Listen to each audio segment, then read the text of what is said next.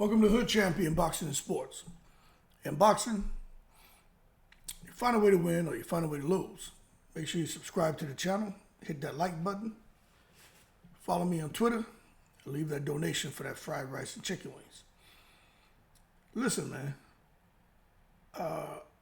there's two things I wanted to point out, right?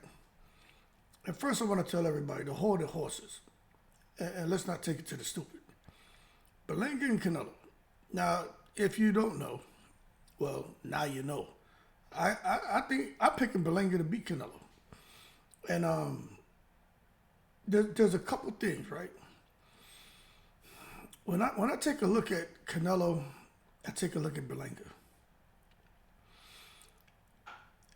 Man, I'm listening to Canelo. He's saying, I'm the best at this. I don't like to hear somebody talk like that. When I look at Canelo and he's laughing and smiling like this fight is a joke, I don't like to hear that. You see, I think they're really grossly underestimating Edgar Berlanga. Now, I'm going to point out some stuff, but what I want to say about the grand arrivals today, right? Something I noticed about Edgar Berlanga, and I'm a little concerned about it, is being underneath the bright lights. He can say he likes doing interviews. He can say he's never seen a camera he didn't like. He never seen a microphone he didn't like. But he did look a little uncomfortable on the stage. He looked a little uncomfortable. Canelo looked very comfortable, very confident, and was very assured of himself to come and get a knockout, right? And I do believe that Canelo should be the favorite. I mean, look, I'm not delusional. On any other circumstances, I was saying it when the fight got announced. I'm like, Canelo gonna kill this guy. Why would they do that to him? But I'm gonna tell you something. When I listen to Canelo talk about how I'm the best at this, I'm the best boxer in the world. I'm like, okay. I think Canelo kind of getting caught up in his own hype. Because I said, okay, Berlanga's 168 pounds.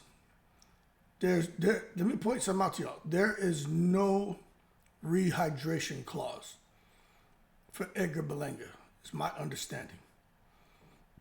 That means Edgar Berlanga can be as comfortable as he wants once he weighs in and makes 168 pounds.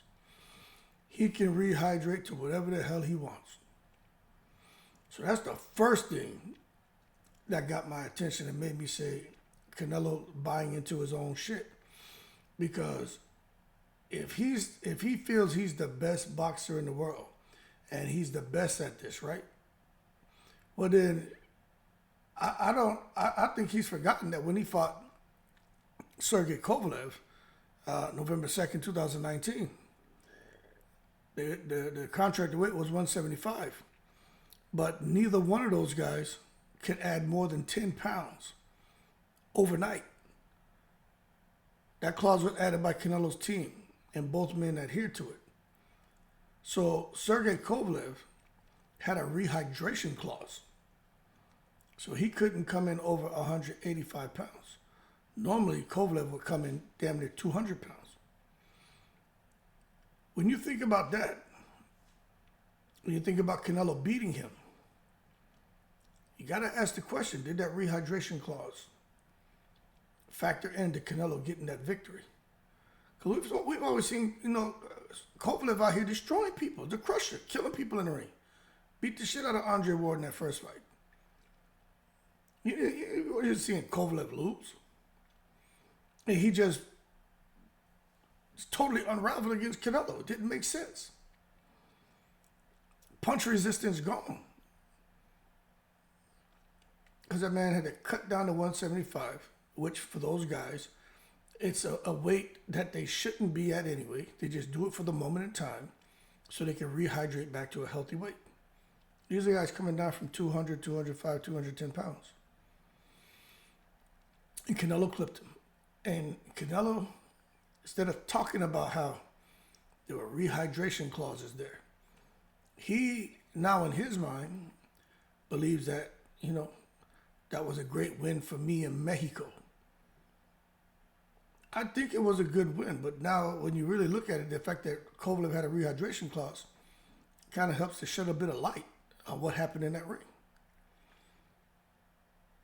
Now you take a look at Canelo when he fought Daniel Jacobs. That was another one of those fights where I'm like, damn, Daniel Jacobs, like he can't pull the trigger.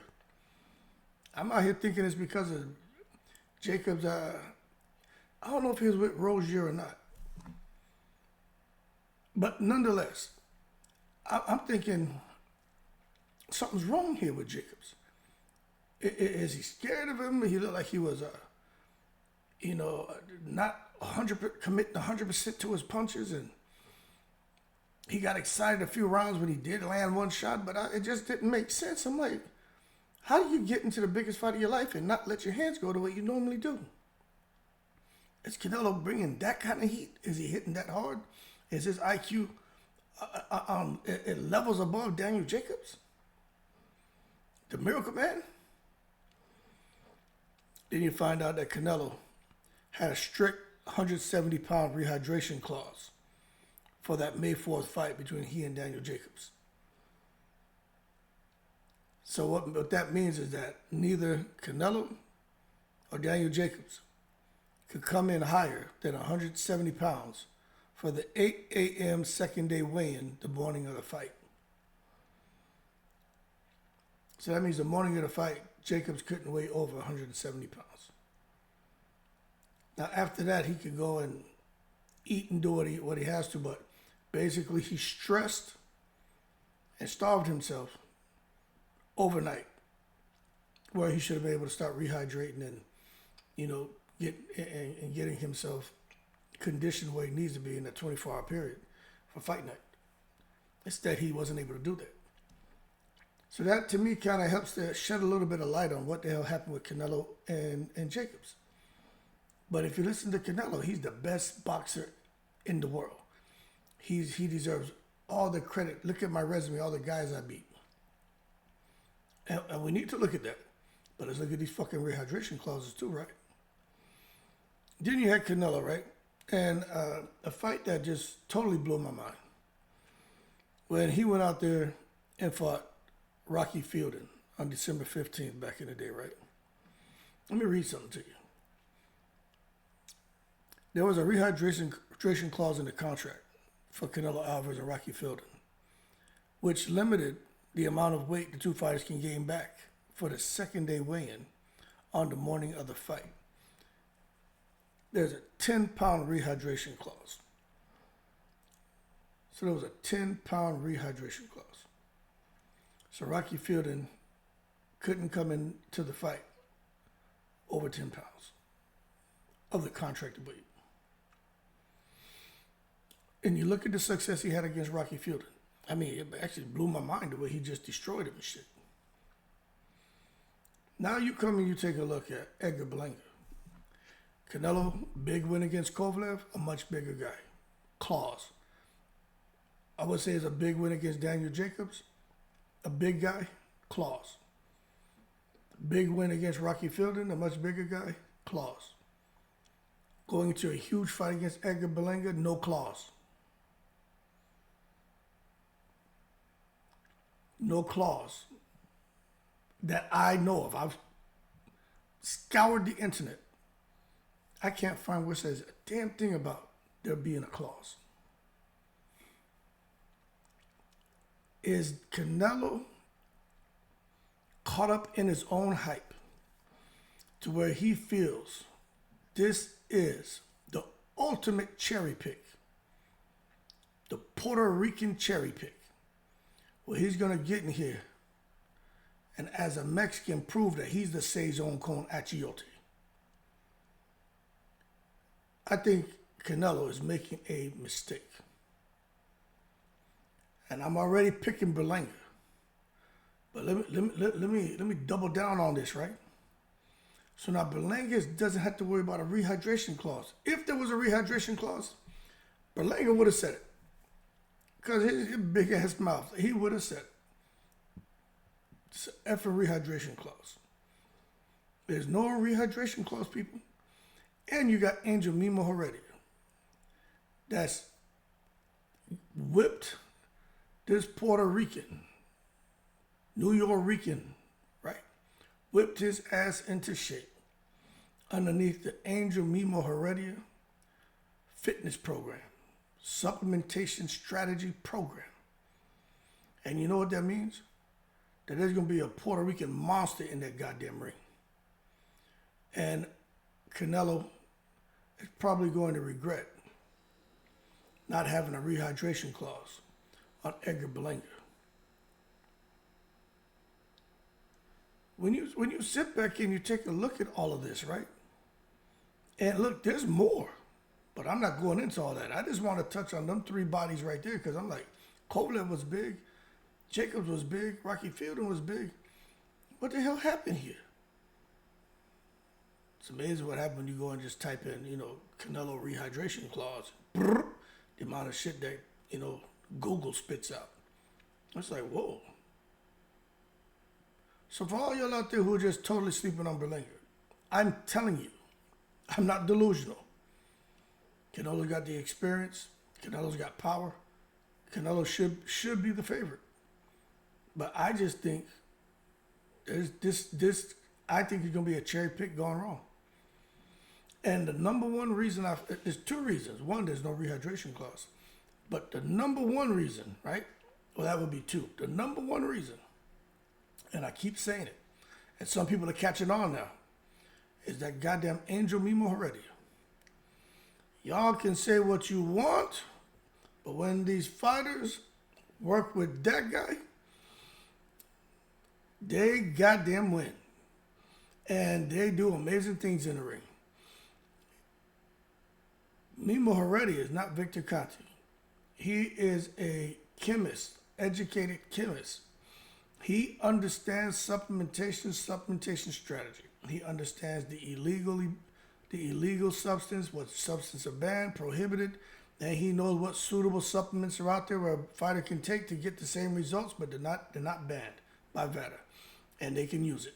And I'm not saying he does this, but I would think that when he's putting together his supplementation strategy, he's making sure he doesn't give fighters anything illegal or banned. That's why they pass their blood and urine test.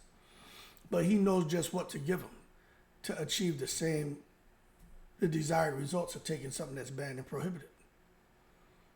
Now, I'm not saying that's taking place, but I would think that he probably got these guys on some good shit. And remember, I'm not saying nothing's illegal. I just think you got somebody out here who knows what he's doing.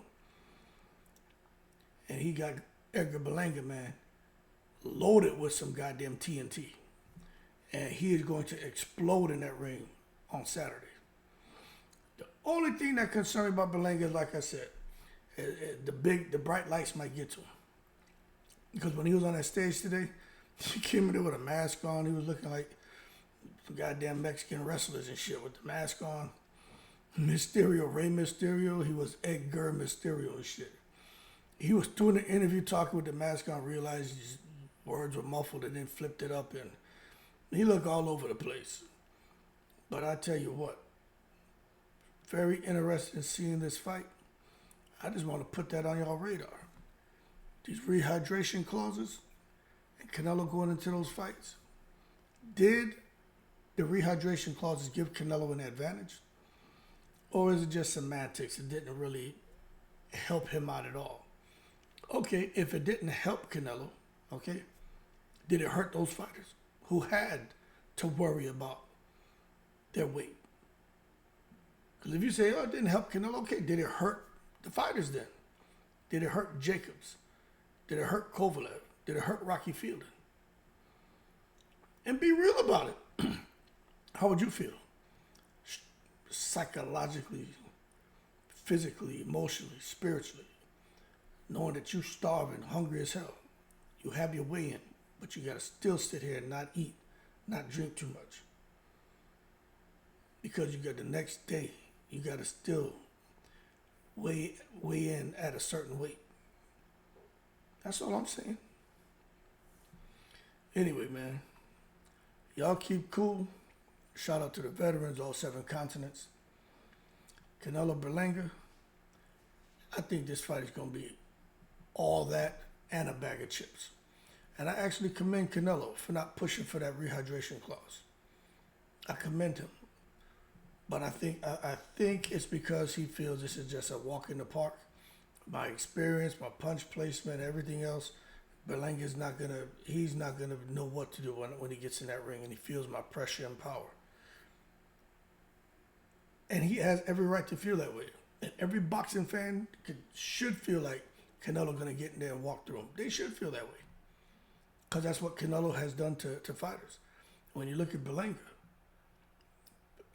Berlanga hasn't really proven himself to be on the level of a Canelo.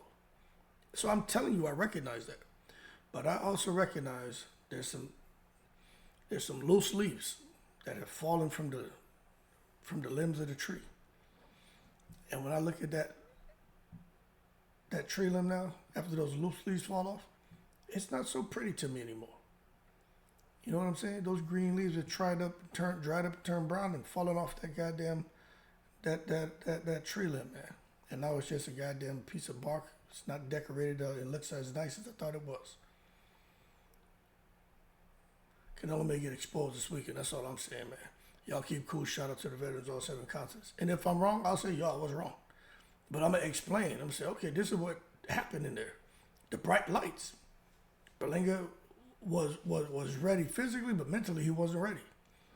But if he wins, I'll say too, I'm not just gonna be like I told you so, the hood champion crystal ball. Screw you, subscribers. No, I'm not gonna do that shit. I'll be like, did y'all see that? This is what he was able to do. But we won't know until they get in the ring, right? Anyway, I'm gonna drop $100 to $500 on Berlanga. If he wins, good for me. If he loses, I don't give a shit. That's just a little 2-3 months of YouTube money for me. I ain't making no money off this shit. A couple $100, 100 something a month. I'll take a 3 months worth of goddamn money from YouTube and throw it on Berlanga. Fuck it. If he wins, good for me. Y'all keep cool. In the breeze.